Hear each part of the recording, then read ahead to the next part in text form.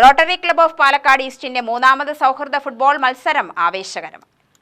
ജീവകാരുണ്യ പ്രവർത്തനങ്ങൾക്ക് ധനസമാഹരണത്തിന്റെ ഭാഗമായാണ് റോട്ടറി ക്ലബ്ബ് ഓഫ് പാലക്കാട് ഈസ്റ്റിന്റെ നേതൃത്വത്തിൽ സൗഹൃദ ഫുട്ബോൾ മത്സരം സംഘടിപ്പിച്ചത്. കോഴിക്കോട് ബൈപ്പാസ് റോഡിലുള്ള ഹിൽ ഏണാഡ് ടർഫ് ഗ്രൗണ്ടിൽ മുൻ Indian football team captain CV Pappachan ഉദ്ഘാടനം ചെയ്തു.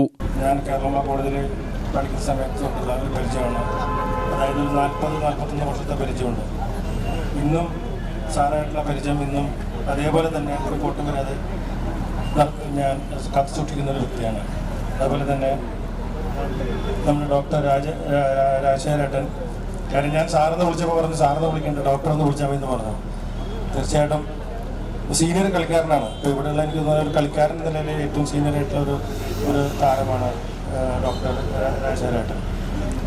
അദ്ദേഹത്തിൻ്റെ പ്രശംസം, കാരണം അവരൊക്കെ എന്ന് പറഞ്ഞാൽ ഫുട്ബോളിന് വേണ്ടി അവരുടെ എന്താ പറയുക മനസ്സ് മുഴുവൻ എവിടെയാണോ അവിടെ അർപ്പിക്കുന്ന രണ്ട് വ്യക്തികളാണ്. പിന്നെ റോട്ടറി ക്ലബിൻ്റെ മറ്റ് ഭാരവാഹികൾ, അതുപോലെ തന്നെ ഇതിൻ്റെ ശേഷാദ്രി എൻ്റെ പുറകിൽ നിൽക്കുന്നുണ്ട്.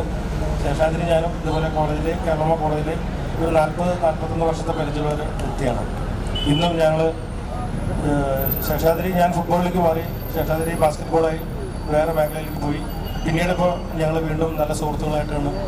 കാരണം കേരള കോളേജിൻ്റെ സ്പോർട്സ് അലുമിനിയുടെ ഭാഗമായിട്ട് ഞങ്ങൾ മീറ്റ് ചെയ്യാറുണ്ട്.